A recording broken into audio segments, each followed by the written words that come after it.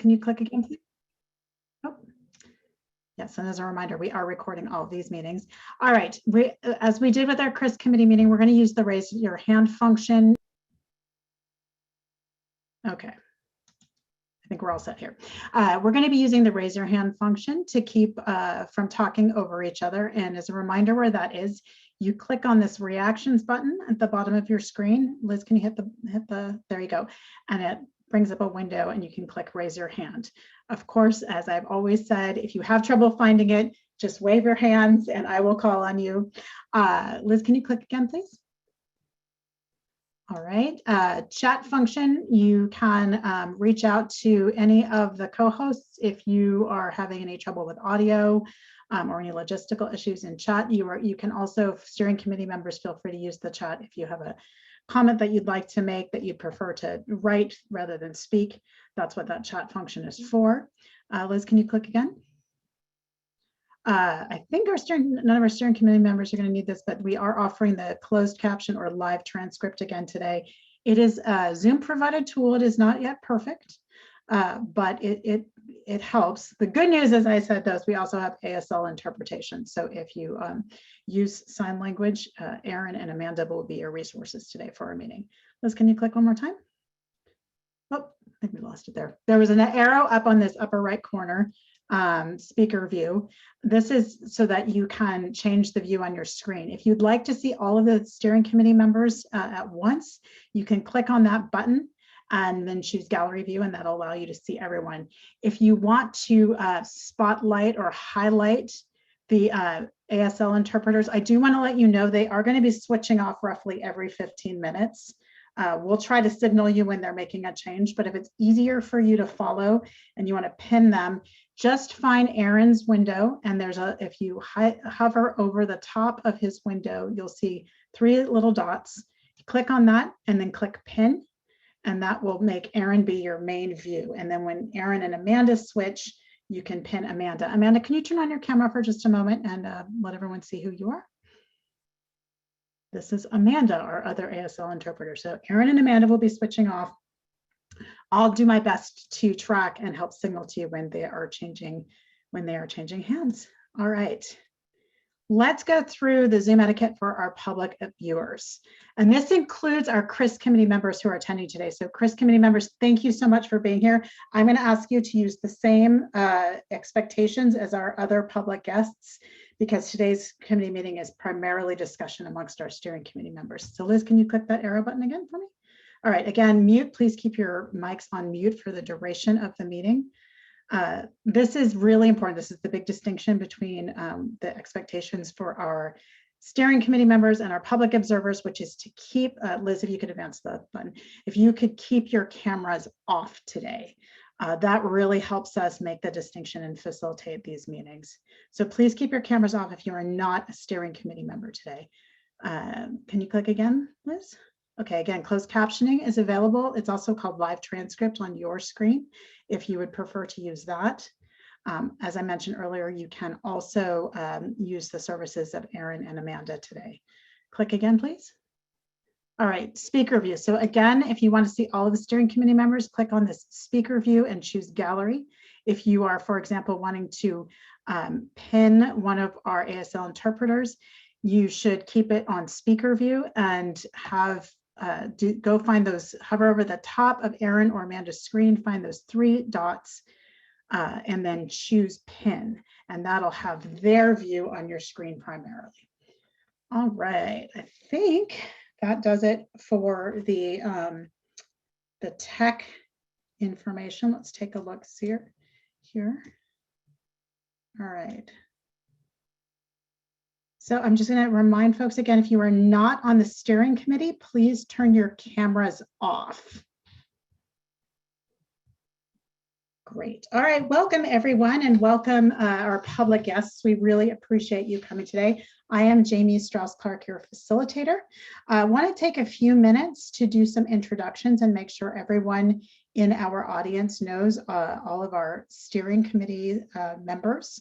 And also just do a little bit of laying the foundation for building and sustaining our collaborative relationship. But before we do that, Carrie Waterland's going to offer our land acknowledgement today. Carrie? Thank you, Jamie. So today I would like to acknowledge that I am joining you from Tacoma, Washington. My home sits on the lands of the Puyallup tribe. The Puyallup tribe have been stewards of this land since time immemorial and are still here today. Just as their ancestors did, they live, work, raise their children, take care of their community, and practice their traditional ways on these lands that I live. Yesterday, October 11th, marked the first time a US president has officially recognized Indigenous Peoples Day. Now, I realize that neither designating a day as a federal holiday or giving a land acknowledgement repair the harm and hurt done to Indigenous people, but both give me an opportunity and a chance to reflect on my ancestors' historical involvement and my current place in continuing to benefit from the struggle, the lands taken, the boarding schools children were forced to attend, and the violence that was endured. Today, I commit to continuing to educate myself, to being a partner, to being a positive steward of these lands, and to lifting up the voices of Indigenous people in order to right injustices and correct inaccuracies in the telling and remembering of the history of those who were here before me. Thank you. Thank you, Carrie. That was a beautiful land acknowledgement, and I appreciate you doing that. Let's take a moment and ask each of our steering committee members to introduce yourselves, and we'll also ask, I'll go around and ask our staff who are participating in today's meeting to introduce yourselves. I'm going to call on you in the order I'm seeing you on my screen. So let's start with Representative Orwell. Good afternoon. I'm Tina Orwell. I have the honor of representing the 33rd Legislative District in South King County. And then Carrie Waterland, please. Hi, thank you. My name is Carrie Waterland, and I'm the Division Director of the Division of Behavioral Health and Recovery at the Healthcare Authority. Michelle Roberts. Good afternoon, everybody. Michelle Roberts. I'm the Acting Assistant Secretary for our Prevention and Community Health Division at the Washington State Department of Health. And then Amber Leaders. Hi, Amber Leaders. I'm Senior Policy Advisor on Behavioral Health, Aging, and Disability for Governor Inslee. And then a note that Senator Dingra, who is our 5th steering committee member, is on vacation this week, so she will not be joining us today, but we will be catching her up on all of our deliberations when she returns. I'm also going to ask the staff who are participating today to briefly introduce themselves, and we're going to start with Michael Anderson-Nathy. Hi all, my name is Michael Anderson-Nathy.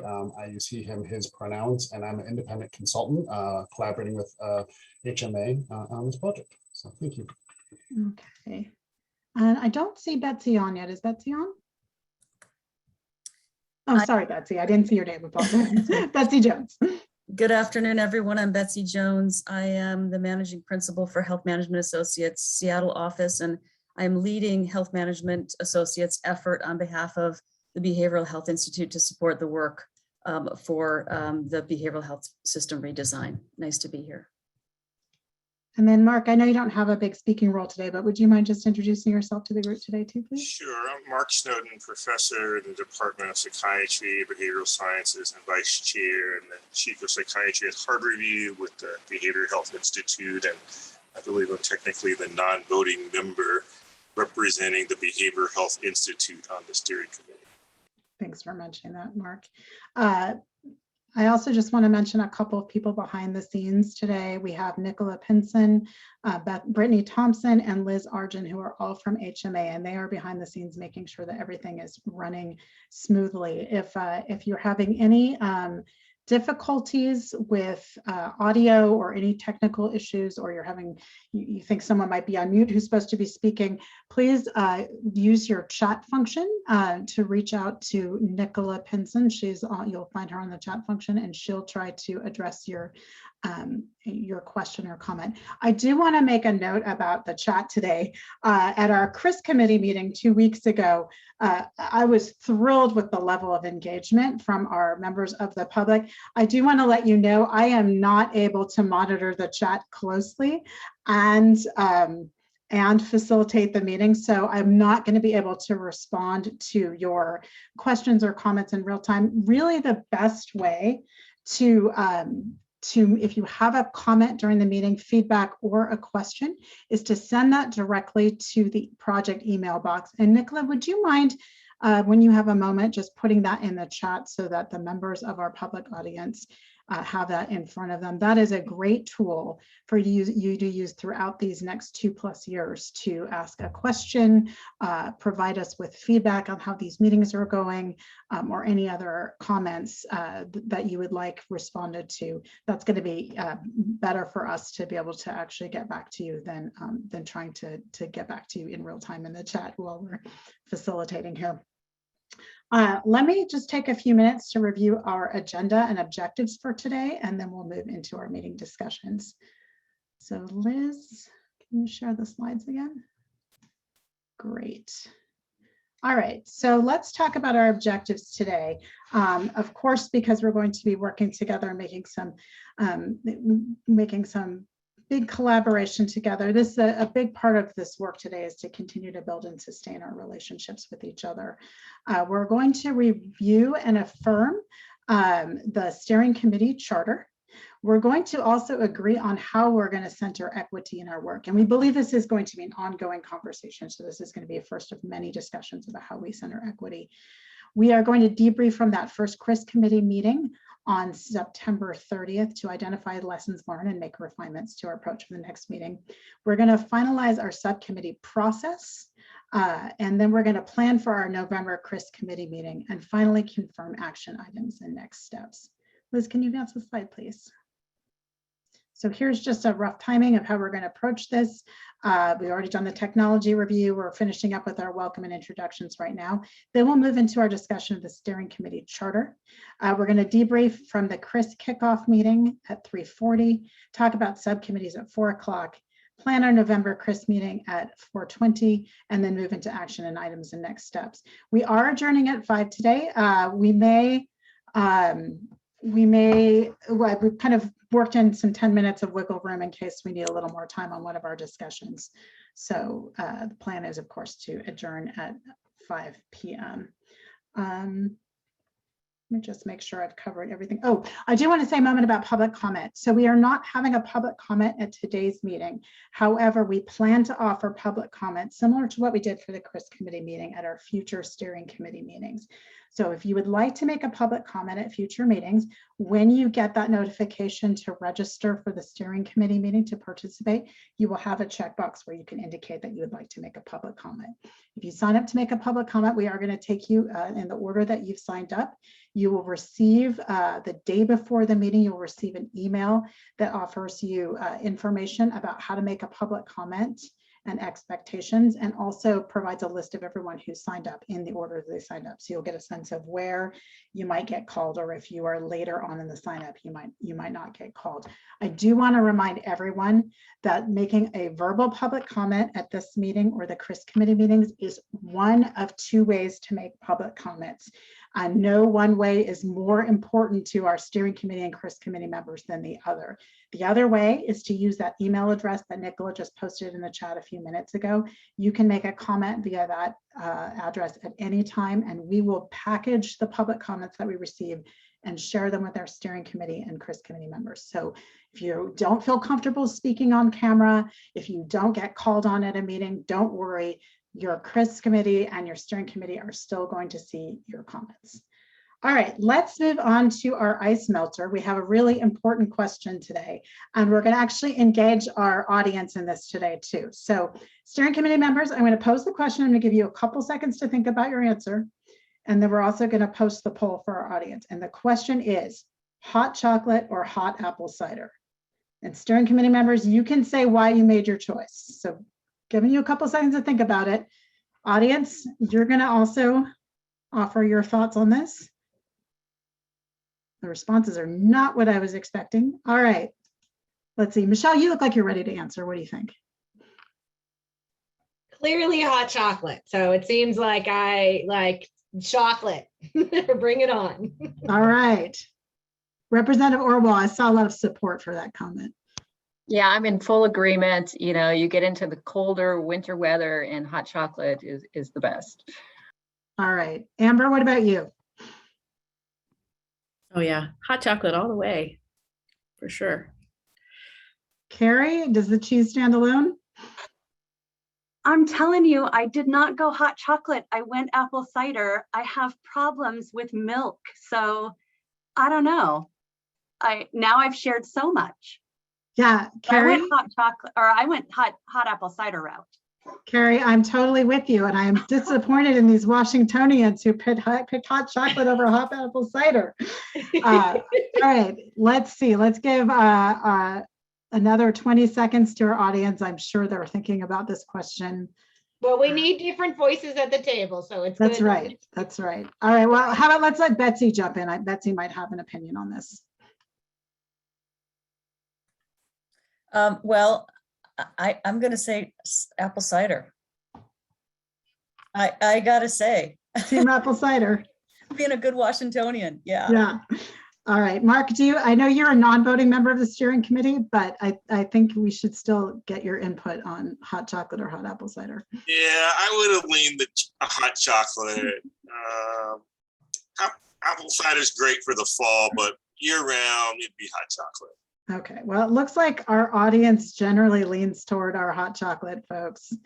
I'm a little surprised. I thought in Washington State, hot Well, cider. we do have apples, but we have a lot of great chocolate companies in Washington State as well. It is not just apples. That is true. Thank you for correcting my perspective there, Michelle. All right, and you can expect those hard-hitting kinds of ice melter questions at all future meetings too. So thanks for jumping in with your responses there. All right, let's move into our charter discussion, and Michael Anderson-Nathy is going to join us for this conversation. So steering committee members, you received a copy of the charter ahead of our meeting today. And I am just gonna oh, Liz, actually, could you swap the slides for the charter, please?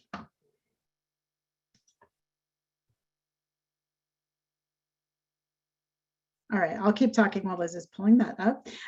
So steering committee members, you should have received a copy of the charter in advance of today's meeting. It is going to look really familiar to you because a lot of what was in there is similar to what we saw in the CRIS committee meeting. I do want to just highlight a couple of things that, and again, Michael is going to jump in and help with this discussion. Liz, can you put that charter up there? There we go. All right, so why don't we scroll down? About the behavioral health system redesign is very similar to what we affirmed in the CRIS committee charter. We did add this graphic to both of the charters, both the CRIS committee charter and the steering committee charter, but this is just the overview of our structure. Scroll down, please, Liz. So we'll go past key milestones here. The charge of the steering committee, of course, is a little bit different than the charge of the CRIS committee. You're actually the ones making the recommendations for the integrated behavioral health crisis response and suicide prevention system. And you're doing that, your charge is to do that based on feedback that you're getting from the CRIS committee and the subcommittees, which we'll be discussing later. So there's just a little bit of language difference in here to highlight that. Can you scroll down, please, Liz? All right, so let's go here. So this is starting with the italicized section. Michael's going to walk you through this. We have talked a lot about centering equity, racial equity, gender equity, equity for people with disabilities, geographic equity, and other forms of equity in our work. And Michael is going to lead a discussion about what that actually looks like. So I'm going to turn it over to Michael. Thanks, Jamie, and hello, everyone. We wanted to just set aside some time to have a deliberate conversation about equity and centering equity, because we've been using that phrase throughout our meetings and in our charter and our documents, but we haven't actually had a chance to come together and really dig into what that means, right? In particular, we know that centering equity or building equity into the process can mean a lot of different things to different people. So even saying the kind of phrase equity can bring up different images, feelings, or understandings of the work ahead of us or what we're trying to accomplish. And we know that our collective success on centering equity in this process is dependent on us establishing a shared vision and understanding of what exactly we mean when we say we're going to center equity in this work, right, in this behavioral health redesign. So as our steering committee, we feel that you're uniquely positioned to kind of help shape that vision for the larger Chris, right, and the understanding of this work. And so today we want to just start a conversation on what it means to us and this process to center equity, and know that this work is iterative and ongoing. And like Jamie said, we're going to have more conversations, right? This will not be, nor should it be, the only conversation that we have on this topic. So today what we want to do is throw out a few questions to kind of get us starting to discuss this and kind of bring out your thoughts, your expertise, and your understandings of this so that we can come up with a shared vision understanding of what centering equity means. So in particular, I'm hoping to hear from the steering committee members, what does success look like for us specifically in centering equity? Or to put it another way, in 2 years' time, when we're done with this project and we've successfully centered equity in this behavioral health system redesign and this launch of the crisis line, what does that success look like? How will we know we were successful at centering equity in this project? So I want to just kind of pause. I'm going to take some notes while people are talking, but for steering committee members, I think you got these questions, earlier yesterday. So hopefully you've had some time to think about it. But if you want to offer up your thoughts, I'll capture some notes and we'll start to kind of use this to shape our understanding of what success at centering equity looks like. And just as a reminder, if you could use your raise your hand functions, that'll make sure that. Really good. I will try to watch. Michael or Jamie or Nicola, am I at the right place for I think you can discussion, actually or do you want me probably to take it stop. down? You could probably take it down for right now and we can see each other in this part of the conversation. We'll come to the kind of values right after this. And so this will help me understand or see who's maybe ready to offer up some thoughts around what success at centering equity looks like. In this Got it.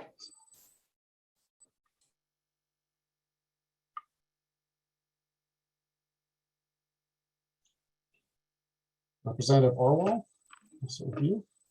Well, thank you. And thank you for leading this important discussion. And so what does success look like? And, I think 2, 3, 4 years down the line is that we've truly created a system where, a person can reach out and they're going to feel safe.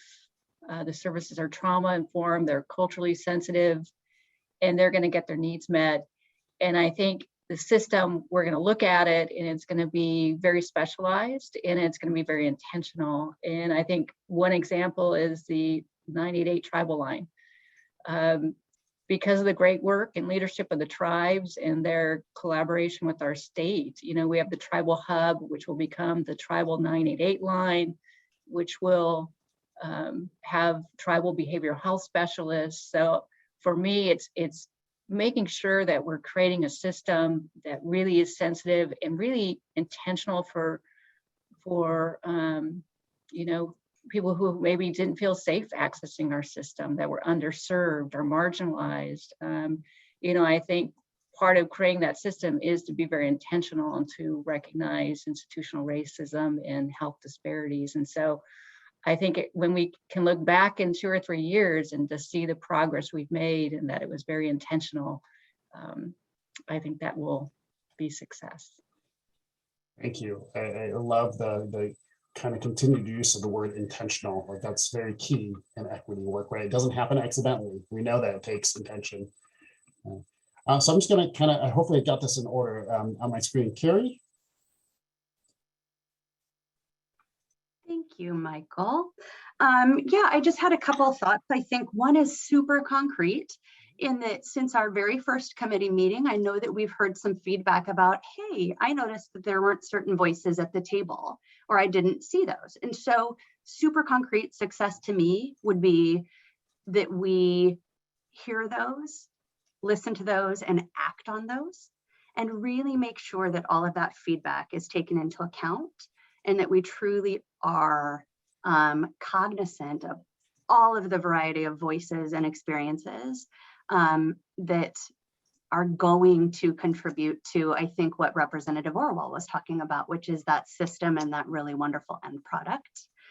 And then the other thing is, I think if we, my second piece is if we can look back and really know that recovery principles, voice and choice, lived experience are all taken into account in the work that we do, and really being able to say that I was just talking with somebody earlier today, so I'm stealing this from somebody, but not only do we see you, meaning we see that we have not engaged yet and we haven't gotten to you yet, but we hear you, meaning we have engaged. So that would be success to me. Perfect. Thank you for offering both kind of a concrete and kind of a more vision one. And I love the kind of, we've heard, not just heard, but we've listened and we've acted. Wonderful. Michelle. Yeah, I agree. And think kind of building on those points is, I think we're all committed to that. The people closest to the problem are often the ones with the most obvious solutions.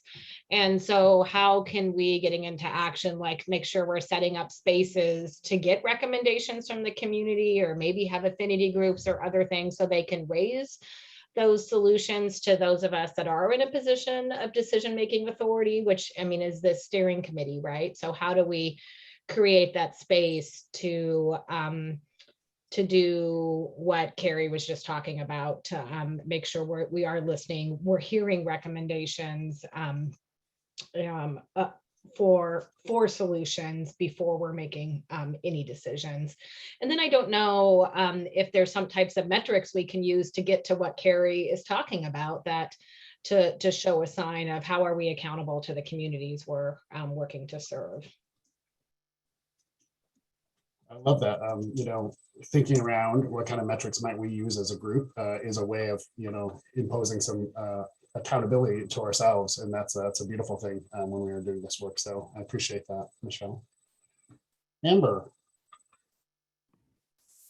Yeah, so I agree with everything that everyone has already said, of course. I would also like to add that I think one of the things that will demonstrate success is how have we ensured that not only are we making sure people of color, people with disabilities, people with lived experience are participating, but where and how are we making sure that they have an opportunity to step into leadership roles?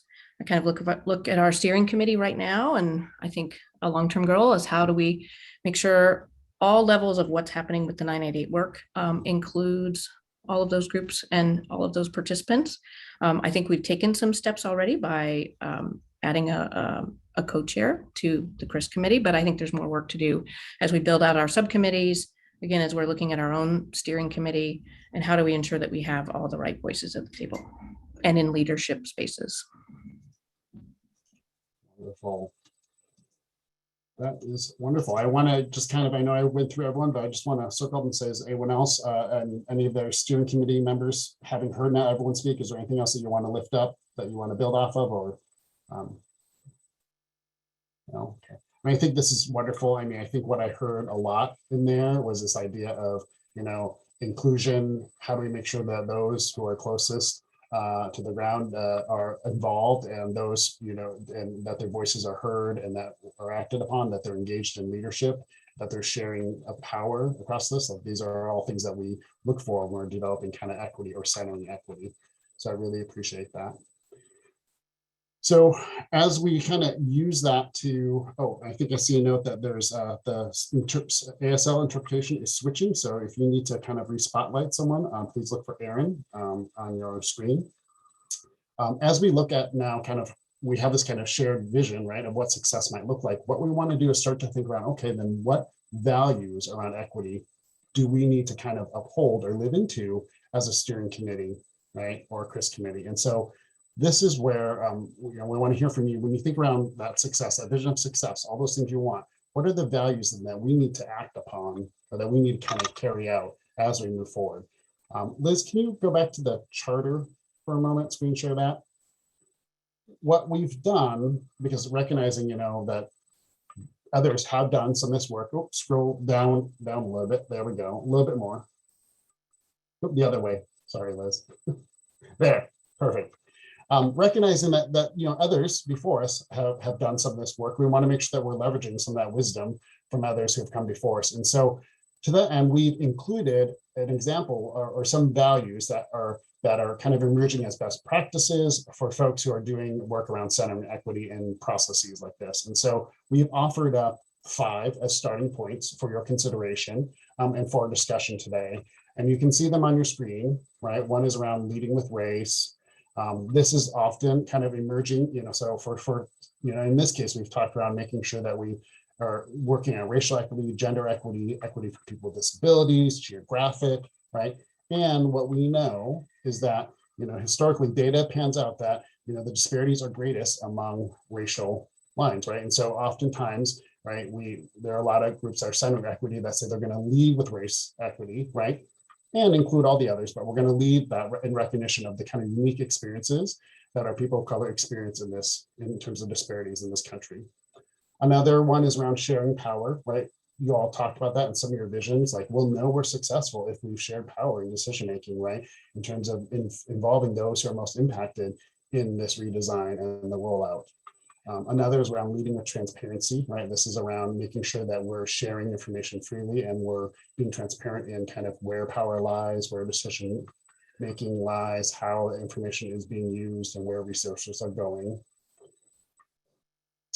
Fourth one is around practice active accountability. This is often used in equity spaces, and this is kind of this understanding that we're all kind of learning, living and growing into this work, and that there are going to be mistakes at times, and we need to practice active accountability, meaning we need to be attentive to intention and impact. Even if we don't intend to cause harm, if we do, we need to be accountable to that kind of impact. So that kind of practicing active accountability, taking it upon ourselves to be accountable for our actions and behaviors and making kind of right any wrongs that we've done. And then finally, kind of ensuring accessibility for all. Right, so making sure things like having Asl interpreters, making sure that we have transcription on the screen, so folks can participate and be actively engaged in the process. So we're going to pause and ask the steering committee members if you have any kind of thoughts or reactions to these 5. Is there any values that are missing that you would say we should add? Do you want to kind of modify any of these? And again, this isn't the only time we'll talk about this, but it's a starting point.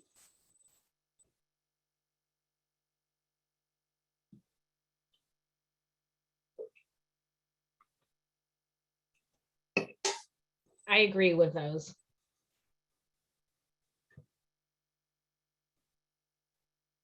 You see some other nods.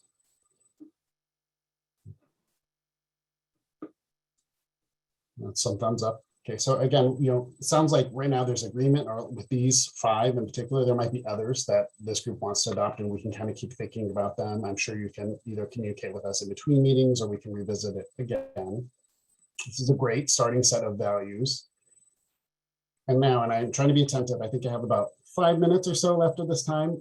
And so I know we're moving kind of quickly, but values are only useful if we put them into action, right?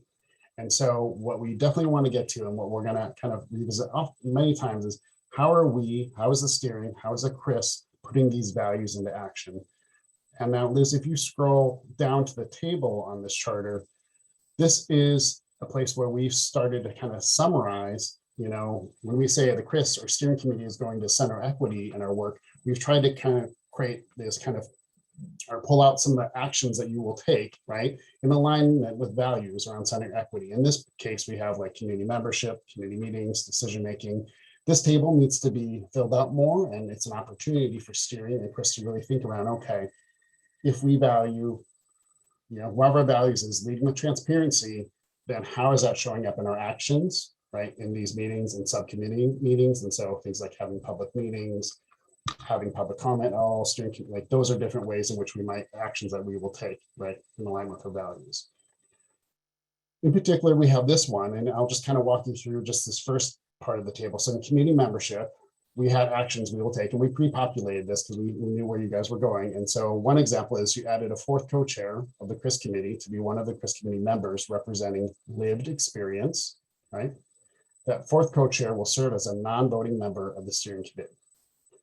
Now, looking at that, I just want to kind of say now you can kind of go back up to your values and say, does this align with the values you have, right? And are there opportunities to align even better with those values? I see some nods. So is the nodding because you see an opportunity to align even better with that value? Okay, does someone want to share their thought about that?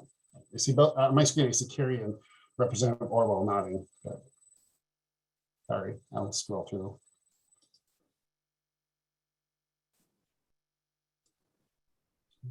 Well, this is Representative Orwell. No, I really appreciate that. I wish Senator Dingro was here. You know, having someone with lived experience, especially if, you know, adding diversity to our steering committee, I think is important. And again, that's, you know, we need to do that all the way through all the work groups and be very intentional about who's at the table, and that we're really keeping an eye on, are there people with lived experience, you know, people with different race and cultures, different abilities. So it's starting on the steering committee is the place we should begin. Thank you. Anyone else? Any thoughts? Remember, you know, oftentimes when I work with folks or groups, sometimes they think kind of equity is an all or nothing, like you either go all out or you don't do anything. And I like to kind of talk about equity on a continuum, like we constantly can strive to do better, right?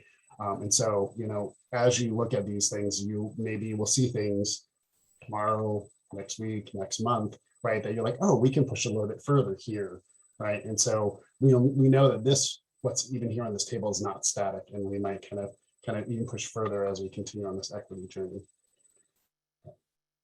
So you can kind of look at the next one, which is around committee meetings. And so some things around how actions that people can take to align with centering equity is around clarifying how and when major decisions will be made, right? And sharing that transparently. And here's one around valuing lived experience as a valid data source in steering committee deliberations. Now, in your vision of success, I think someone spoke to this idea of kind of that community wisdom and community voice and kind of uplifting it, right? And seeing that as a valid data source, not just kind of hard quantitative numbers, but what is the lived experience from communities and those most impacted, right? Seek, consider, and address public input in all decision-making with a priority addressing input from communities most impacted by disparities, right? So like that's another action that you all might take, right? To kind of in line with some of your values. Okay. I don't want to read through all of these. I'm going to look to Jamie to see where we are on time. I think I'm getting close there, but you know, this is not the end of our conversation. It's just really the kind of start, but I think it's a really good start because I think what we've done is we've started to kind of articulate what a shared vision of what it means to center equity in this process. We have some kind of success measures through some of your you know, input from that first question that we can kind of draft up. And then we started to really kind of lay out, and we're proposing to, I guess, adopt these 5 values, right, around centering equity. And then I think kind of our next step is to really kind of look at this table and flesh it out more and think around how that might, you know, inform the work of the CRIS as well as the subcommittees, right? So how can we make sure that these values in action kind of guide what the CRIS is doing and what the subcommittee work is doing?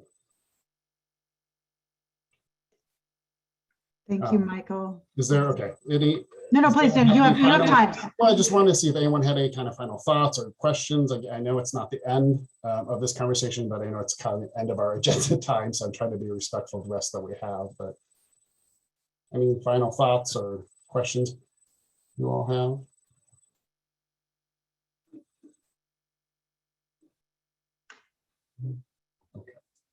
So to confirm where we landed, it sounds like this group is comfortable with the language around values that Michael introduced as best practices and agrees with the actions we will take, recognizing that this might be a living document that we adopt and modify as we go. Do I have that correct?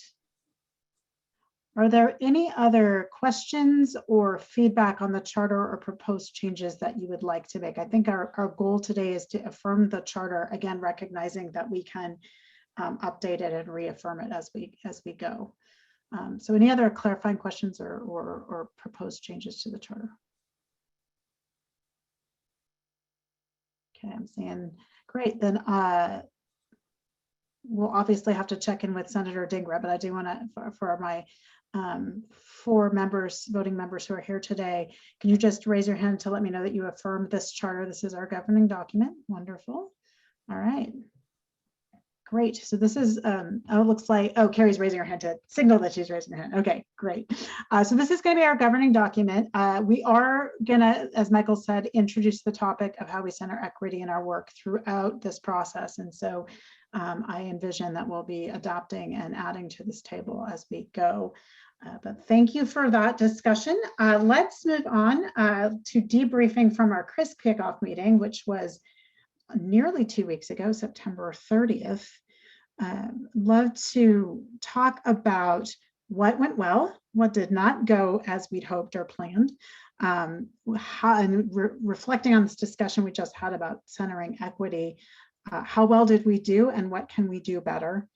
And then finally, and I'll walk you through these questions again as we go along, what changes can we make to continue to adapt and make our CRISP committee meetings even better? So let's start with that first question. What went well? What were you happy with that CRISP committee meeting?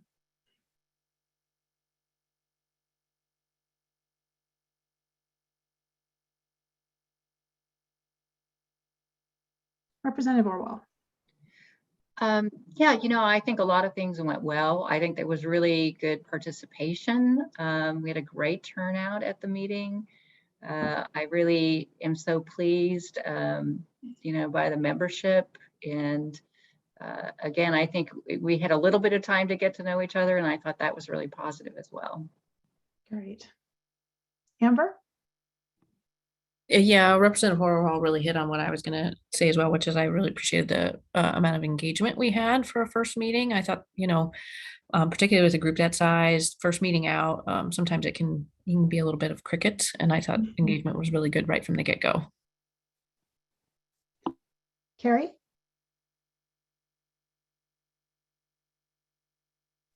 Sorry, I was trying to do too many things at once. I echo, obviously, those same sentiments, and was just thinking also that I appreciated, yes, the engagement, all of that. But I think, again, I appreciated, and what went well was the level of interaction that people had either in their comments back or the level of interaction that people had in their comments from the email chat. So I think that's going to be a very effective way for us to ensure that we are getting that feedback, and it seemed to go very well. Michelle? Building on that, I think I really appreciated how you created space for both the public members and the CRISP committee members, so that there was a way to kind of engage in real time, which I think is probably, if we continue to do that, going to be helpful real-time feedback beyond just kind of the managing public comment. Yeah. So appreciated that. All right, so I heard people were pleased, the 4 of you were generally pleased with the level of engagement. Oh, just want to let folks know we are switching now to Amber, who's going to be providing the Asl interpretation for the next 15 minutes. So I'm hearing from you, you were pleased to see the level of engagement out of the gate, and I agree with you, particularly on a digital setting. It can sometimes get hard to get people to speak in those first meetings, but we had some great participation and contributions from our members. I heard that there was pleasure with how we created space for members of the public to participate in some of the discussions. So it sounds like that might be something you'd like to see moving forward. Carrie, you have something to add there? I do actually, in that I think I also appreciated, and I maybe wanted to do a level check with the rest of the members, but I appreciated, I think, the really conscious effort to talk about the efforts that are currently happening with 988 and to make that connection with this group. so that members who had already been working on the 988 work really did know that work was leading up to this, and that we were going to be figuring out the connection and talking about that work in conjunction with this. So I appreciated that there was time on the agenda to talk about that, and that we really did and made just a great connection for those platforms to make sure that individuals felt heard. Okay. So I'm hearing two things, that it was important to connect the dots for people, but also to acknowledge the work that has been done to get to this place here. Okay, great. Anything else to add that you were happy with, that you'd like to continue? Okay, let's talk about what didn't go so well or didn't go as planned. Representative Orwell. Thank you. Well, I think a couple areas that I think might be helpful to look at, it's going to be so important, I think, to our process to hear from people and have their share their stories of lived experience. And I think we just really need to make sure we're creating a meeting and the space that people can share a story and feel really supported. Maybe we need to have 2 or 3 people share a story. I don't know how we do it, but I just want to make sure that's a very safe place, because that is so important to grounding our work and kind of steering us in the right direction. The other thing that I thought about is, I truly want to understand the members of the CRIS committee and what their vision is and what their fears are, because I think those are just, again, I know we did some of that sharing, and I just hope we create some more space for that, because I think it's part of getting to know each other and seeing how we move forward. Just to clarify, Representative Orwell, do you mean their fears in terms of the outcomes of this work, or their fears about the existing system? And what do you? Well, I kind of just want to hear what their fears are coming into this process. As someone who's worked in the field for many, many years, people come in, they've been through a lot of changes. I just kind of want to hear where people are at with this, and so we just kind of understand and can support each other through this planning. Okay, so I'm hearing 2 important things there. One is to create a really safe and supportive space for people to share their personal stories, their lived experiences. Not easy to share on a screen with all of these people, some of the most challenging moments of your life. And so we need to do some work to create that space. And maybe it sounds like you're thinking even having more than one person, so the spotlight isn't on just one person. And then I'm hearing you say that you would like to continue to create opportunities for CRIS committee members to share with each other, particularly about their fears and experiences with the system. Okay, great. Other feedback on what didn't go as planned? Or what didn't go as well? Amber. Yeah, I don't know that it didn't go well kind of comment, but just something to think about going forward is how do we make sure we're, and I think this is kind of what Rep. Orwell was saying as well, but how do we make sure some of our CRIS committee members who maybe aren't as comfortable speaking in a big public space that's on TVW, that's on in front of a big group, how do we make sure we're giving space for them to make sure that they have an opportunity to engage in the process and participate as well? So it's some of that. We have a nice robust group with a lot of different backgrounds and perspectives. I think 37 members in total. And so how do we make sure that we aren't hearing from the same voices every time? Yeah, and I'm going to suggest that we as a steering committee check in with each other at every meeting about how that's going, and are we creating the spaces or the right spaces for, and I think we can do that in terms of looking at outcomes. But so Amber, one of the things that I talked about in our introductory meetings, and for our public guests, Betsy and Jim Volendroff with the Behavioral Health Institute and I held introductory meetings with each of the 37 CRIS committee members. And one of the things that we talked about with folks is offering opportunities for people that don't necessarily feel comfortable speaking in a large group or maybe in a digital setting, how they can share their thoughts. And so one of the things that I will reiterate continuously to people is they can always debrief with me after, if that is a way that they want to share. They did make great use of the chat. We had a few of our CRIS committee members who really feel better articulating their thoughts in words and written word rather than verbal. So they did make great use of the chat. And what we'll have to do is probably do some refining of how we bring that back to you and to the other CRIS committee members so that that is integrated into the discussion.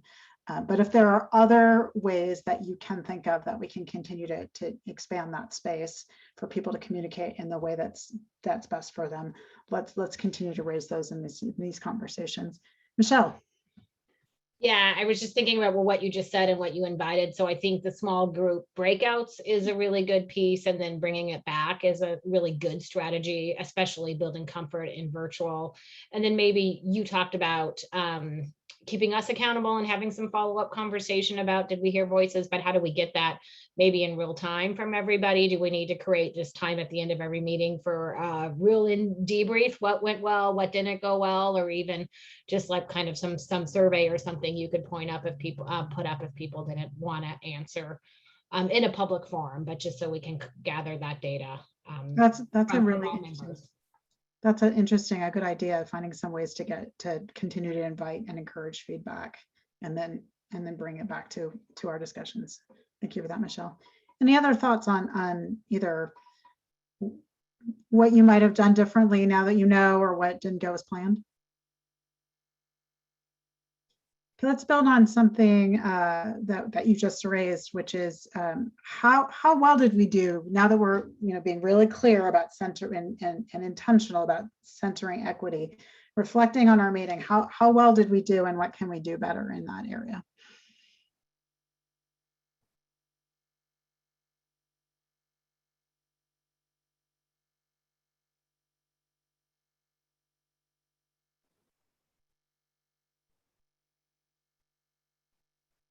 Representative Orwell. Yeah, I just think we have so many experts around the table and, who have been doing this work for years. And so, maybe we need to hear from some of our experts. I think we have ACRS and CMAR, and, we have a lot of agencies that really may have a lot of reflections on the system that might be another way to capture feedback. I just, how do we get grounded in the current system before we kind of build a new one? Okay, so and please correct me if I'm misunderstanding, but it sounds like really making sure we invite and listen to folks who are out in the field, particularly those that are serving people of color, Indigenous people, some of the other equity talked about, geographic equity, and really get grounded in the current state before we start attacking the future state. Is that right? Okay. Amber. Yeah, I was thinking back to the meeting, and I don't know in real time there was any different way to do this, but one of the things that happened is that we had the discussion about the fourth co-chair. Our members who had lived experience wanted an opportunity to talk together, but what it meant is that then all our members with lived experience got pulled out of the small groups when we had the conversation about like, what are the fears and what are our goals? And so, and like I said, I think they needed to have appropriately had that conversation about the fourth co-chair, but then we missed them in the small group. And so just thinking about this question of how are we centering equity? I'm not sure we had the robust discussions we could have if those members had been with us. And again, I don't know that we could have done it differently given how everything played out at that meeting, but just something to think about going forward. Yeah, no, that's a great point. And I'm actually reflecting back on what Representative Orwell said about wanting to hear more about people's fears. So I think maybe we can have an opportunity to revisit that discussion, Amber, since as you pointed out, I think we also only scratched the surface. I mean, we didn't have a lot of time to really dive into that meaningful discussion. So there might be more opportunity to do that. And I think we want to think about that balance of being flexible and reacting in real time to opportunities like the one that one of our committee members posed to have a private discussion about the fourth co-chair. That actually signals to me that I did forget to talk about our fourth co-chair results. So don't let me forget to circle back on that after we finish with this debrief discussion. Michelle.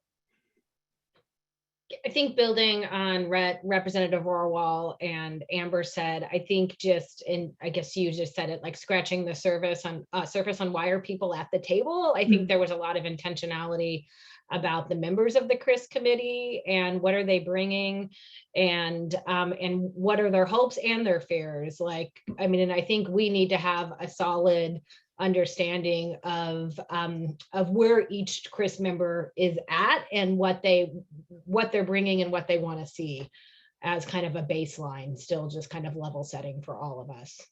And I think I don't want to not have anybody who is, since there was such intentionality with the membership, that we do hear from everybody, because there is a very real reason why they're at the table and they've got something to contribute from the work they've done and the perspective they bring.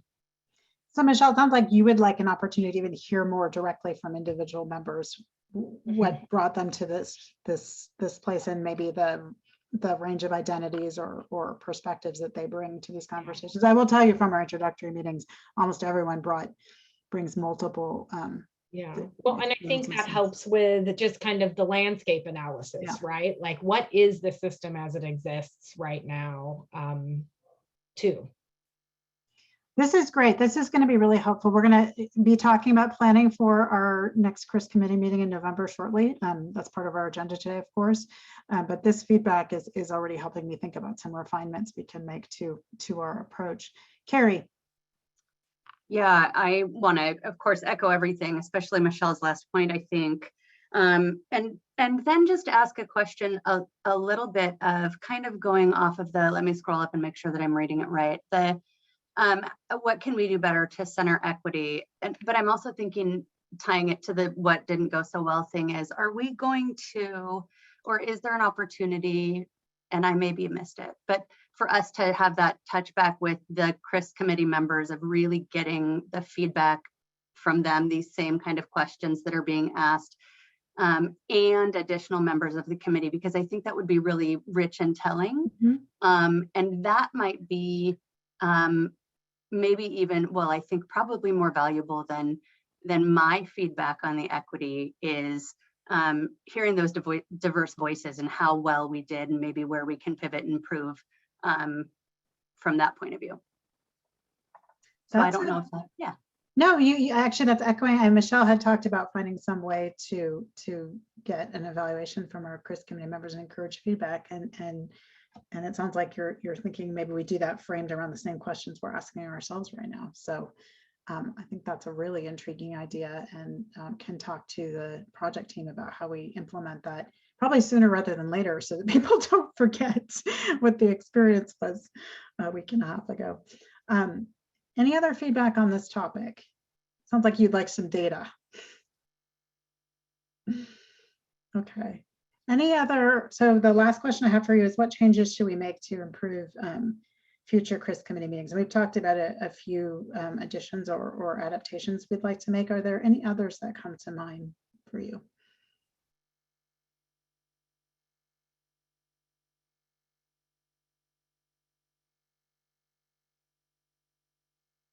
Carrie. Yeah, I think I just wanted to, because I kind of alluded to it a little bit earlier on, I just wanted to really call out where we had heard specifically that that it was noticeable in the CRIS committee that we didn't have a voice present was from the disabled community in particular, right? So just wanted to let folks know that I think we maybe can talk about that piece, but I've also talked with Department of Social and Health Services about what I can bring back to this group to talk about how we can capture that voice. So just wanted to kind of raise that up. Thank you for bringing that up. Yeah. Michelle? Oh, just want to note, it looks like we're moving into a new transition here. So Erin is going to be taking over, Erin Medlock, folks, is going to be taking over for ASL for the next 15 minutes. Sorry, Michelle, go ahead. Yeah, no problem. I was just going to say, I do think the agenda was ambitious. I know this work is ambitious. And I did felt like the meeting was maybe a little bit rushed. And so how can we balance that? Because I think that could have created more time for discussion. I'm sorry, I have a 13-year-old visitor getting candy. She found my candy, my chocolate stash. But anyways, thinking just about intentionality, because we have such a big set of work we have to do, but I also think we need time and space to have the discussions we need and to do some of that. I don't know, just more discussion and not rush that. And so I think that may mean at time we have to prioritize as which pieces. And I think over time, we're gonna have to prioritize this work because there's a lot of that has to happen pretty quickly. And then some things that are really system improvements that are longer term. So just thinking about that piece. Thanks, Michelle. I'm actually, Betsy, can you turn on your camera? I think it's probably going to be important for you to jump in here too, because I do think this is a tension that the steering committee is going to have to wrestle with throughout, is balancing that need and desire for deliberation and hearing from community and hearing from lived experience with the aggressive timeline for delivering outcomes. So Betsy, do you want to offer any thoughts? Sorry to put you on the spot there, but any thoughts that come to mind? No, thank you for putting me on the spot, Jamie.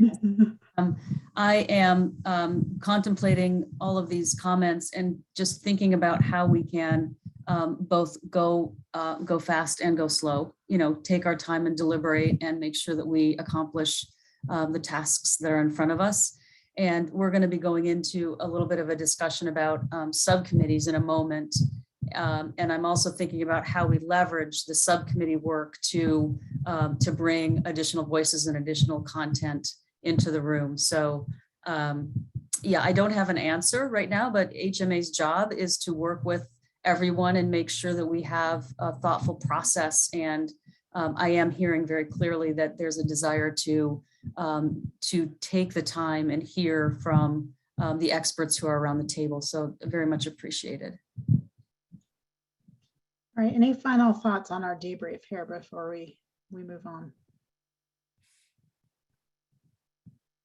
All right, before I leave this topic, I want to circle back on the topic of our fourth co-chair. So Betsy, you want to share an update on that process?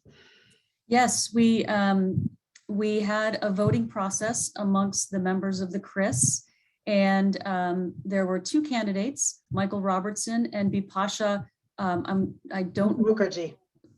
Mukherjee, yeah, okay.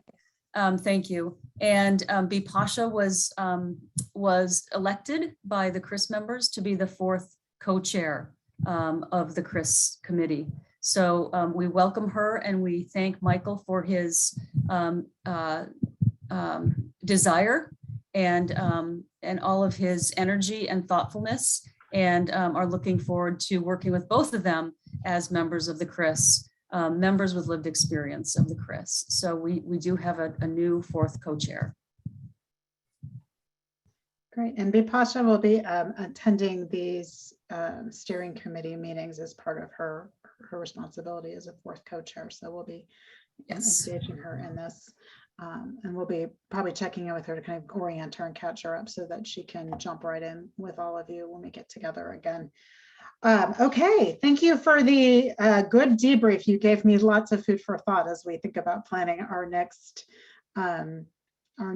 CRIS committee meeting. We're going to move now into talking about subcommittees. Speaking of finding ways to hear the voices of experts and people with lived experience, and we're going to talk about subcommittees. And Betsy is actually going to lead this discussion with you. Well, first sort of walk you through the process and make sure you're all familiar.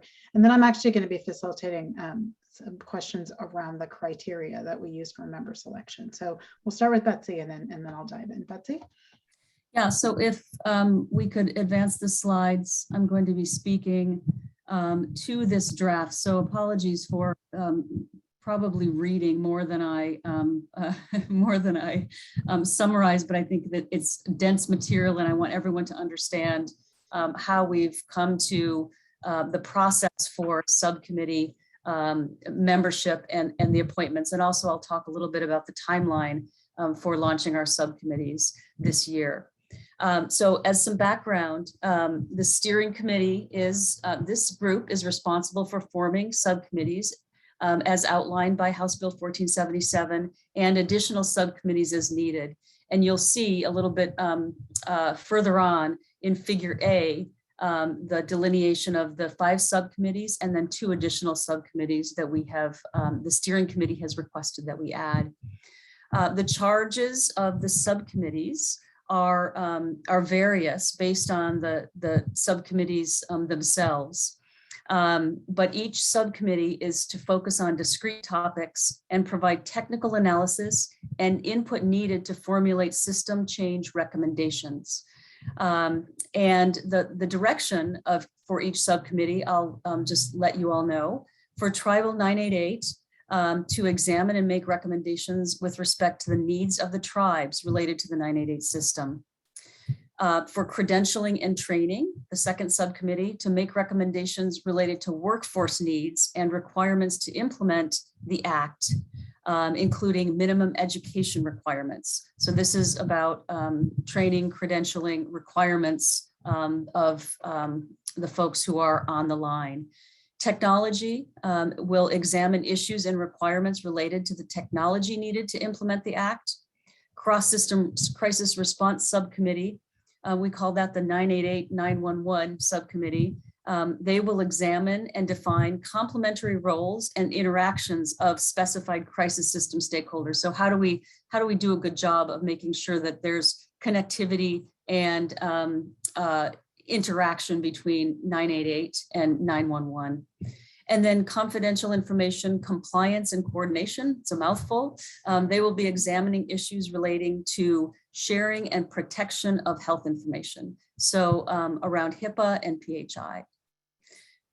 So we'll go down a little bit, scroll down, and you'll see just the visual depiction of this structure. We have the steering committee, as I mentioned, making recommendations and appointing the subcommittee members.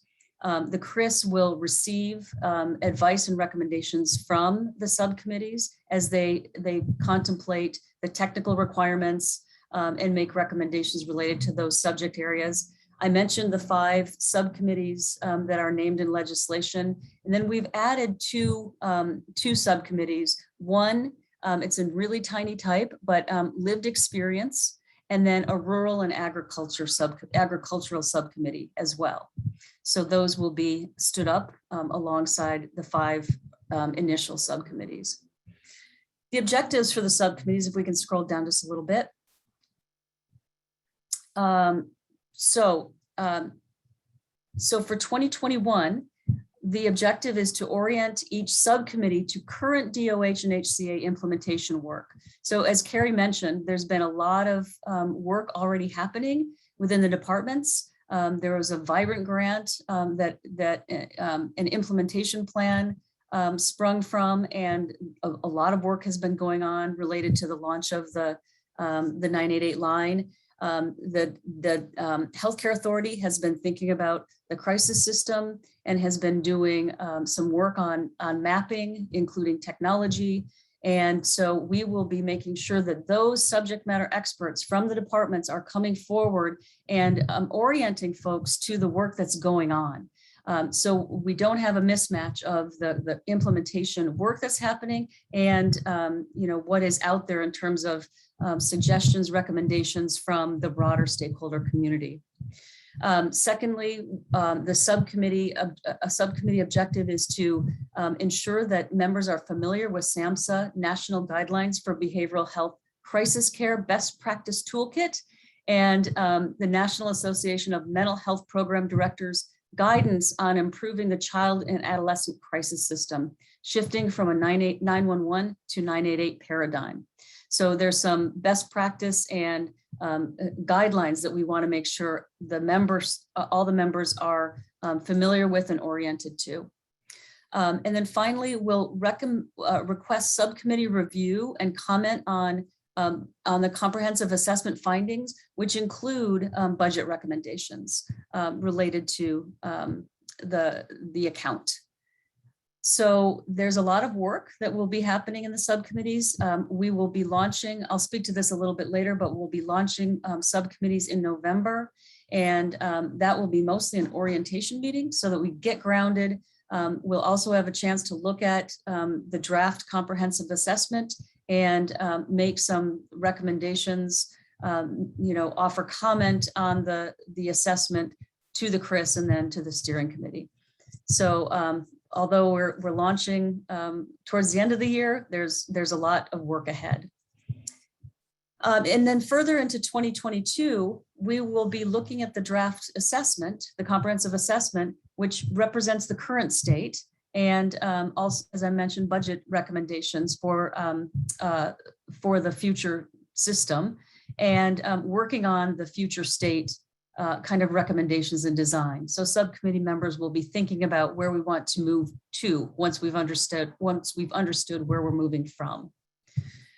So this is where I want to spend a few minutes. The subcommittee membership. The House bill outlines the following criteria for members participating on the subcommittees. The members need not be CRIS committee members. They should be able to provide professional expertise and community perspectives to the technical aspects that the subcommittees will be focused on. Each subcommittee additionally must have one member representing urban stakeholders, rural stakeholders, and youth stakeholders. And the Tribal Subcommittee must include representation from the American Indian Health Commission. In addition, the steering committee has directed that each subcommittee include members representing lived experience. So we will add members with lived experience to each of the subcommittees. And then, as I mentioned, one of the additional subcommittees is for members with lived experience. So we'll have representation both in the lived experience subcommittee and on those other subcommittees. So to identify members meeting these criteria and bringing knowledge representing DOH and HCA implementation efforts. So what is happening, within the departments currently, as well as professional expertise and community perspectives, we propose the following approach to identification of members. So we have three separate categories that we've identified: HCA and DOH and other implementation subject matter experts, who will provide subcommittee members with updates on implementation efforts relative to each subcommittee. And we will ask HCA and DOH to help us identify the key staff to participate on those subcommittees. Then we have subcommittee champions, who might include leaders who can provide the committees with thought leadership and also connect with relevant state and national resources. So folks who aren't in the departments, but who have been working diligently and have a lot of subject matter expertise and have been championing the work, related to each of those subcommittee areas. And then the third category is broad stakeholder membership. These would be representation from urban, rural, youth, and individuals representing lived experience. And they may be identified because of participation already in efforts that align with the subcommittees, but they need not be already engaged. We'll have a process to ensure balanced representation, and I'll speak to that next. So we're recommending that the subcommittees are composed of 10 to 12, no more than 10 to 12 members each, to include 5 to 6 subject matter experts, 1 to 2 champions, and then 5 to 6 broad stakeholder members. The membership would be appointed based on, based on a process to review the subcommittee membership criteria and ensure balanced representation. And we will be talking about membership criteria next. That's the exercise that Jamie's going to facilitate for us. The steering committee will prioritize subcommittee applicants to enhance diversity in race, ethnicity, gender, geographic representation, and representation from communities that have been disenfranchised in the past, as well as new voices, individuals who have not been actively involved with legislative and agency level groups in the past. Additionally, to allow broad engagement of interested individuals beyond those 10 to 12 members of each subcommittee, we note that all subcommittee meetings will be open to the public and provide opportunity for public comment. So the process that we are recommending is that we do a balanced process, ensuring representation across all of these various criteria and characteristics, and that HMA, Health Management Associates, with Healthcare Authority engage in this process to apply the criteria and select membership. And HCA, as you might know, engaged a process to identify the members with lived experience. And some of the language that we're pulling forward here is from the process that HCA ran to do that, to do those appointments. So I will pause here and we can have a conversation, and Jamie, maybe you'll help us facilitate, facilitate going forward. Sure. So before we dive into the question I have for you about the selection criteria, any feedback, questions, or comments on the process that Betsy just walked through? Representative Orwell. No, thank you. It seems very thoughtful. I know a lot of people are waiting to see how the subcommittees get up and running, and so it makes sense. The only one that I'm wondering if we should rethink is the tribal subcommittee, because I just wonder if the tribes should be selecting who serves on that committee. You know, I know one of the leaders I work with is Vicki Lowe from the American Indian Health Commission. I don't know who wants to chair it or has the ability, but I'm just wondering if really the tribes need to decide who's at that table. Thanks, Rep. Orwell. That's good guidance. Vicki's name is certainly on the list as a champion. And I think it would make sense for us to engage Vicki and perhaps others that she would suggest to make sure that we have the membership that is relevant to the work of the tribes as they stand up the 988 line. Yeah, Let's make a note of that. We can follow. Yeah, we can certainly make a note of that. That makes good sense. Other thoughts or feedback on this? We'll do, like I said, we'll do a deeper dive into selection criteria. And the thing that I neglected to say that I said I would say, Jamie, is that our first meeting for subcommittees is planned for November. We had initially thought that we would stand up the subcommittees in October. We're needing this additional time to make sure that we have a thoughtful process, a fair process, and that we identify membership. So this has taken a little longer than we anticipated, but here we are, and we will be able to stand up these subcommittees this year. Just a quick note, folks, I put it in the chat, but I'll say it out loud too, that Amanda has taken over with the Asl interpretation. So if you need to pin her, you can go ahead and do that right now. All right, Jamie, I've had a question that I think is relevant to this larger conversation. Subcommittee members are being assembled from outside of the CRIS, not solely from the CRIS. So although a CRIS member may be on the subcommittee, we're not restricting membership to members of the CRIS. Yes, I think that's actually a really good point. The CRIS is a significant commitment too, and the subcommittees are another strategy for bringing in voices of people with different professional and lived experiences. So that's a really good point to make, Betsy. Okay, so as Betsy articulated, we are proposing subcommittees of approximately 10 to 12 people. And it would be a mix of people with professional and lived experiences in those champions, as she articulated. Of course, when you set a size, that means that there may be subcommittees for which we receive more applicants than there are seats on the subcommittee. So we wanted to take some time to talk with you about what the selection criteria looks like. We put, as Betsy walked you through, we put a few thoughts in there based on, for example, the work that HCA did to select our members with lived experience.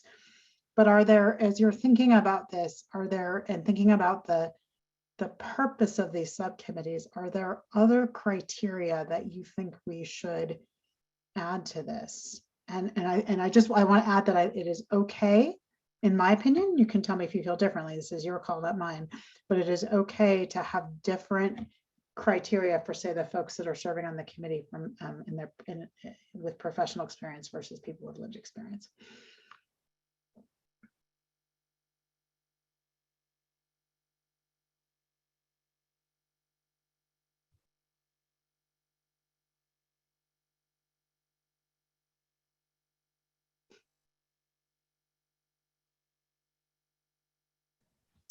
Hi, this is Jerry Clark. I'm always happy to fill a radio silence. Oh, sorry, Jerry. It's only steering Oh, committee okay. members. Oh, okay. Thank you, My though. bad. Thank you, though. Appreciate you jumping in. Mark.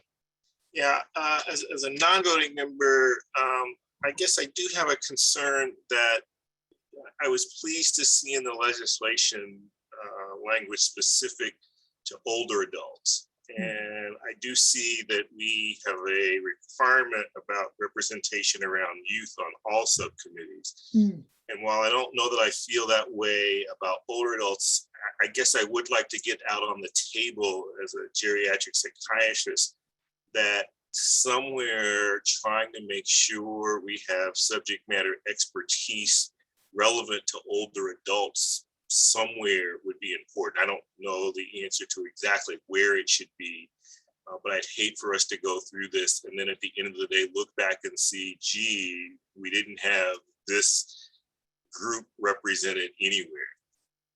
Okay, that's an excellent point, and thank you for representing for that group, Mark. We should take a look at the subcommittees that we've articulated and maybe identify some places where older adult representation should come up. And Mark, if ideas come to mind later on, please don't hesitate to share. Thank you for that. Other feedback from the steering committee regarding selection criteria.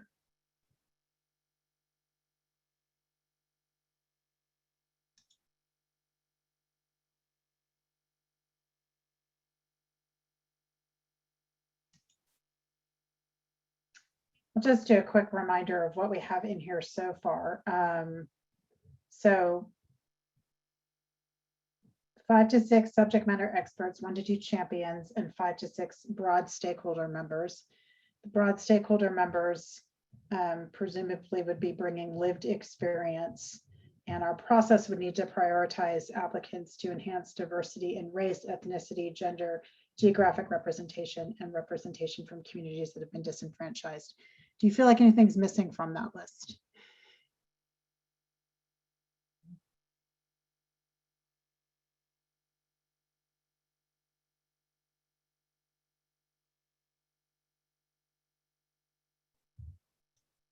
Can you read the first piece again there about people who have subject matter expertise? I'm assuming that's both in and out of state government, right? On that.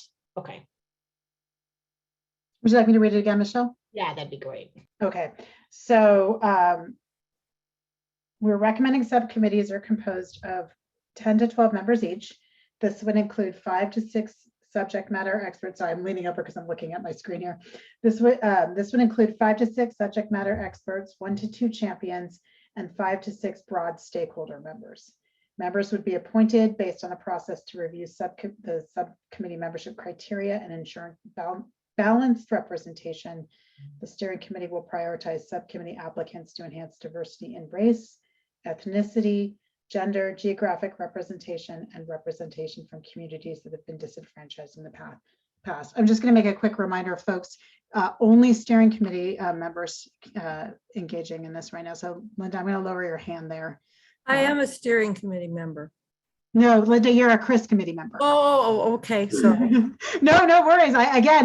We love the engagement. So, but please do email me with your thoughts or put them in the chat, and I'll introduce them to the conversation. Okay.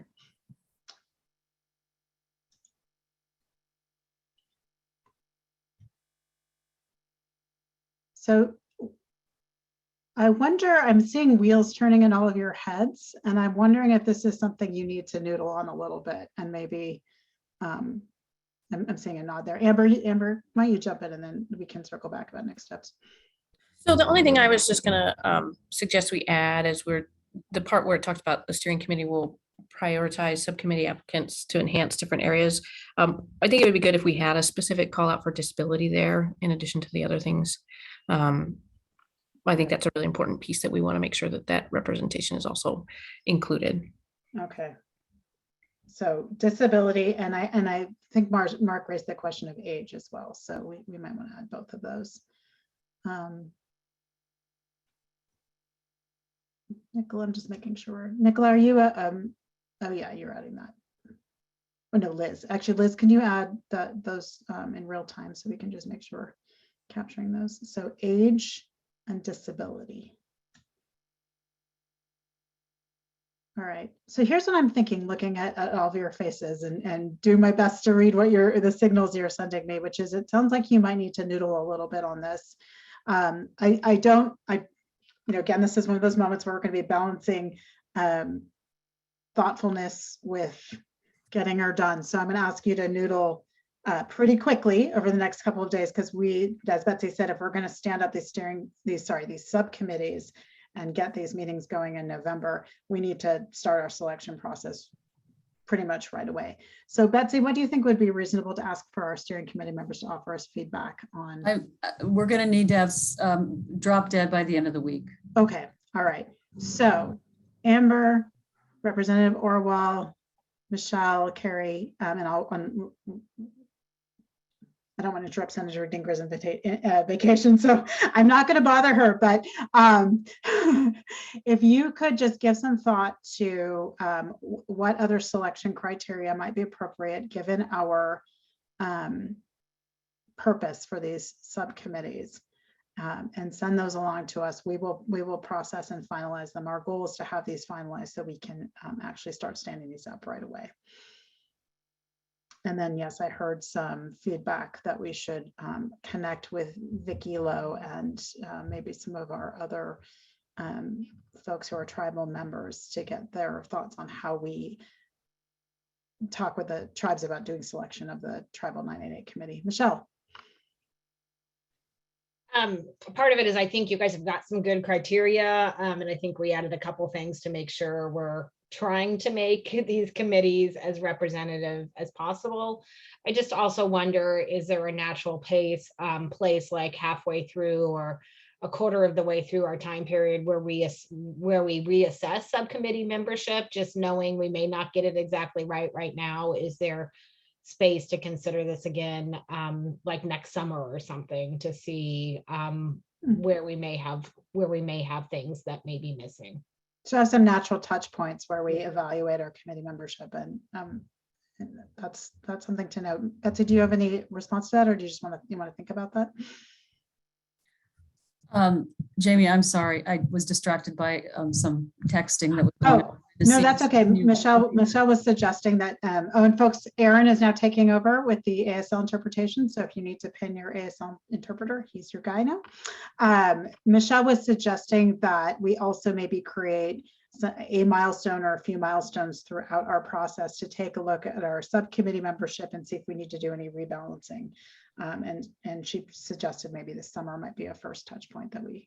Yeah, absolutely. Yeah. And as we move into different content area, we may want to add members, right? Just as we're going to be kind of contemplating subcommittees themselves as we go through the process, we can be thinking about that. So just a little food for thought for steering committee members. Some of the things that we had just mulled when we were talking about, the project team was talking about this subcommittee document was things like, first of all, HCA does validate and verify lived experience. So for example, when they chose folks for the lived experience roles on our CRIS committee, they actually confirmed that people are bringing lived experience. And I did get a comment here that said that lived experience is very different for someone who's been the person who's accessed the system versus someone who's been a caregiver or a loved one of someone who's accessed the system. So we need to be thoughtful about both of those things. Another piece of food for thought is These subcommittees are not making recommendation decisions like you are, they are providing feedback and input to you. And so having subcommittee members who can not only share their own perspectives and experiences, but also listen to and process others around the table, that might be something for consideration as a selection criterion. So those are just a couple of things to seed your thinking over the next couple of days. I think that we'll set a deadline here and we'll send out a reminder, which is if you could share any feedback you have on selection criteria by noon on this Friday, and this Friday is the 15th, that would be great. That would help us keep this ball moving forward. Any final questions or thoughts on the subcommittee stuff before we move on? All right, well, thanks for noodling and wrestling with that. Last thing on our agenda today is planning for our November CRIS committee meeting. And we have a draft agenda. Liz, if you could pop that draft agenda up on the screen, that would be great. I think I'd like to focus on confirming our meeting objectives. And I'm just going to remind us of a couple of things that came up in our debrief discussion a few minutes ago. We talked about having more time for interactive discussion and engagement with each other and leaving time to do that. So really balancing the action-packed agenda and moving the ball forward with also having thoughtful time for deliberation. We talked about maybe having some additional personal or lived experiences shared in this setting. And we talked about weaving in opportunities for our public guests to participate or interact in this process. So I know that means that I'll probably have to rethink some of the pieces in this agenda, but why don't we start here with coming to agreement on our objectives, and if there's anything that you would prioritize. Of course, I think it's always going to be continuing to lay the foundation for collaboration. We do want to provide updates on the subcommittee selection and outcomes from those initial and outcomes from this steering committee meeting and the one that we're going to have right before that. A big focus of this is to review and provide feedback on the outcomes to date of the comprehensive assessment that HMA is undertaking right now. We did want to offer some time to identify opportunities to center equity in our work, review outcomes from subcommittee discussions, and then the usual confirming action items, next steps, and of course, hearing public comment. So looking at those objectives, I will admit it's still a pretty action-packed meeting, especially if you want to do some of these conversations justice. Are there any that you feel like should be higher priorities? Do you feel like they're all priorities and we just have to make them work? What's your initial feedback on these?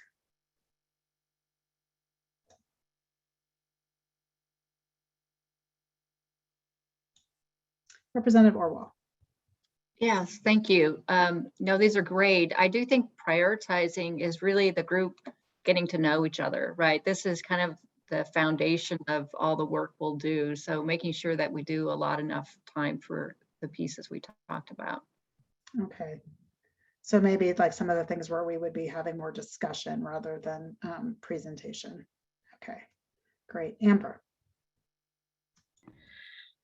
So, and this might actually fall more in the agenda rather than the objectives, but something I want to make sure that we start talking about is that at some point, I will need an opportunity to talk with this group about the Blue Ribbon Commission on Behavioral Health and Criminal Justice that the governor is standing up, because it involves some roles for people on the CRIS committee to participate on that commission. The CRIS committee will need to probably make some decision about how we're going to decide who our representatives are from the CRIS committee to participate on that commission. So again, I don't think we have to flesh that out at the next meeting, but I think the next meeting would be a good one for me to raise it and put it on people's radar so we can start thinking about it. Okay, that's great. All right, so let me just throw this out there. Do you think that that's going to be the only update from the field, or do you think maybe we should create some kind of standing agenda item where we're offering some of those big updates that we need to bring to the CRIS committee. Representative Orwell. Yeah, I think it would be good as a standing committee. You know, there may be updates around 1310 and just bigger system items that we should keep the group informed on. Okay. I'm thinking even we might be able to do like the steering committee updates, the subcommittee updates, and then the blue ribbon and anything else out there. We can have that happen early on. All right, Liz, if you don't mind, could you just make it doesn't have to be on the screen here, but if you could make a note of that for me so we don't forget to add that, that would be great. All right, let's talk through any other thoughts or feedback on the objectives here. Michelle. They seem in alignment with the discussion we had today. Okay, good. And I am saying, for example, certainly to identify opportunities to center equity in our work is a place where we can have some really good discussion amongst committee members, and also probably realize some objectives that we talked about earlier about engaging our public participants, our community members that are attending. So we can give some thought to how do we do that. I'll take you through the agenda just so you have the draft agenda right now, with the acknowledgement that it's going to need to probably be adjusted based on the discussion that we had earlier, debriefing from our CRIS committee meeting.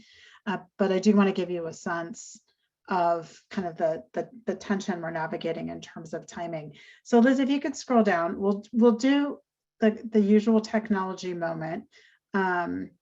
And the welcome, introductions, and review agenda.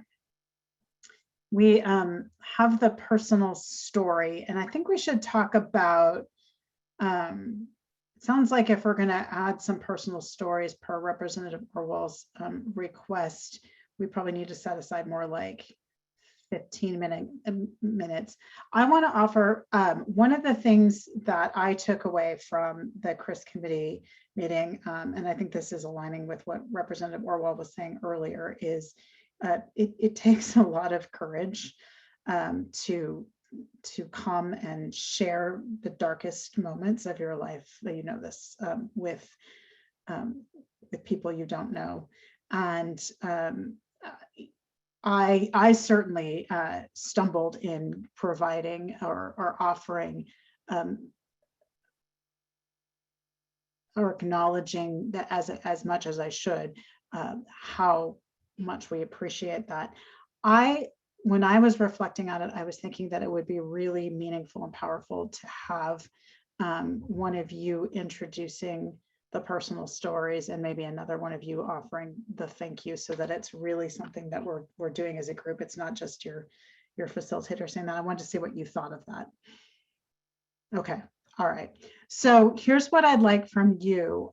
If you could think about what we talked about today with respect to equity, and who you've heard from out there who you think might be someone who can provide both a story that's something that can shed some light on the experiences that people have that represent some diversity, and that also it's someone that you believe would feel able to share in this setting. I also want to offer that if someone would prefer to write their story and ask one of you to read it, that is another method for doing this in a way that we can get different voices at the table, even if they're not feeling comfortable speaking on a camera. So think about that. And if you could please share with me and with Betsy any suggestions you have, and we'll take it from there. All right, let's keep scrolling down. Definitely going to do the ice melter, and this is another opportunity to engage our public guests as well. Comprehensive assessment. Betsy, I'm going to ask if you could jump in here. Right now, let's see, Liz, can you scroll down just a tiny bit? I can't remember how much time we allocated to this. Okay, so right now we have, what is that, 40 minutes for the comprehensive assessment, reviewing preliminary findings, and gathering CRIS committee input. Do you, gut right now, do you feel like that's still a reasonable amount of time? Do you think it's too much, too little? I think that there's a lot of information that's being gathered for the comprehensive assessment. We may, if, I think we can talk about this offline, Jamie, as we construct this agenda, but we may think about different ways to share information with the CRIS and get feedback.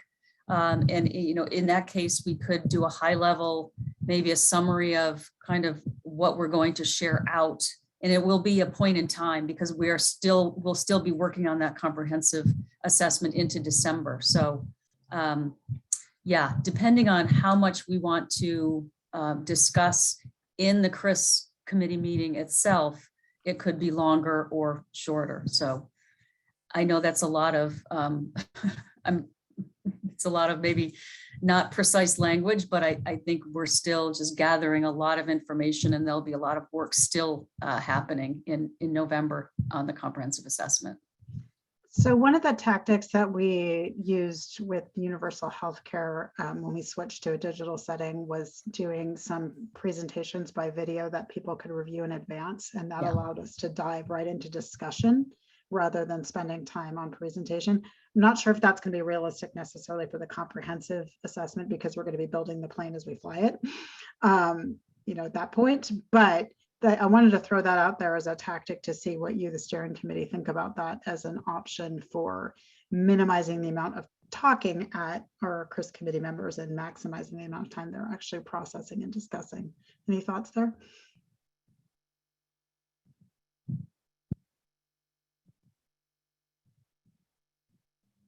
Anything you don't like about that idea? And Jamie, I'll just share that we're working on a very solid outline for the contents of the comprehensive assessment.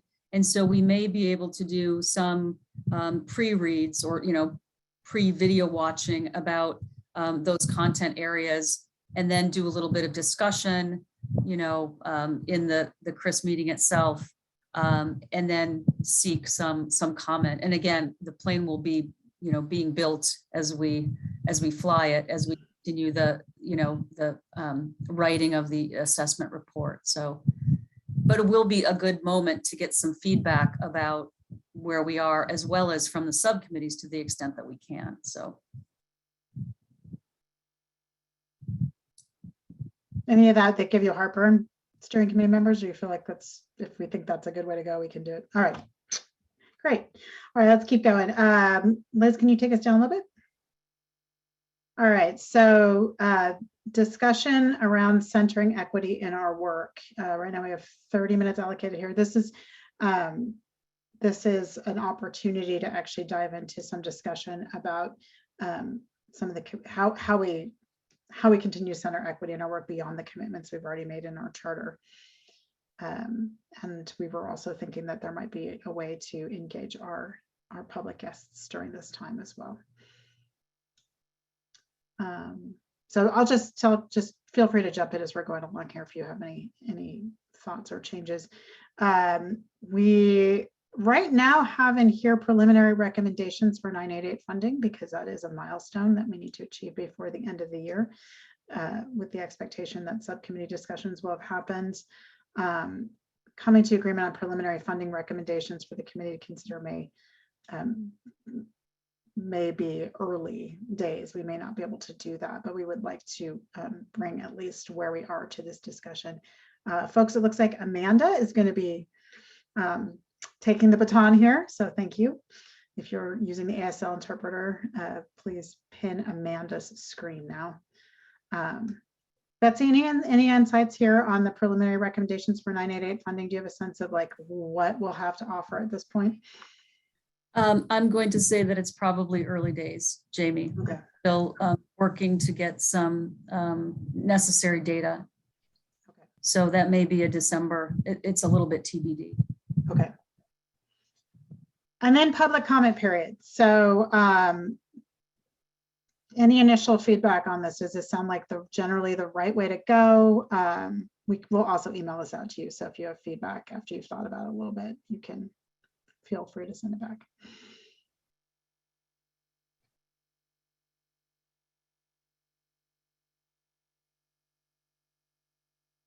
Okay, thumbs up from Amber.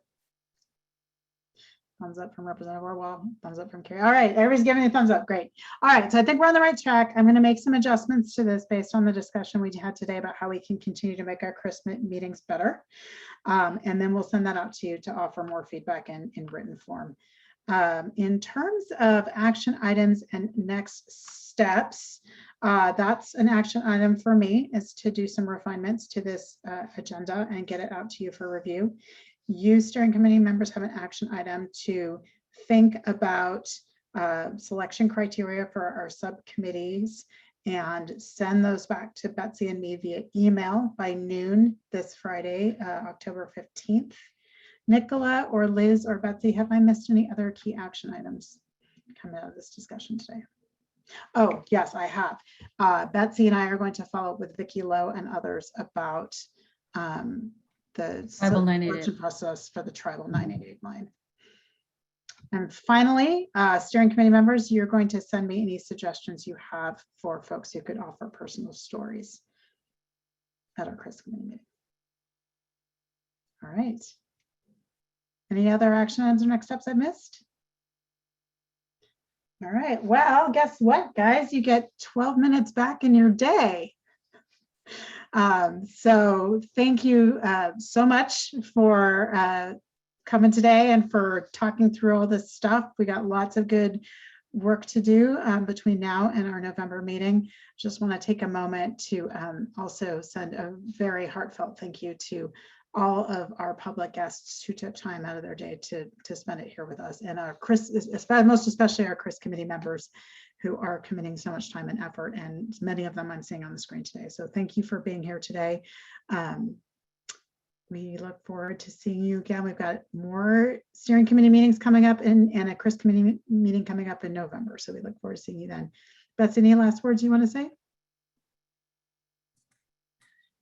Just shout out to the ASL interpreters.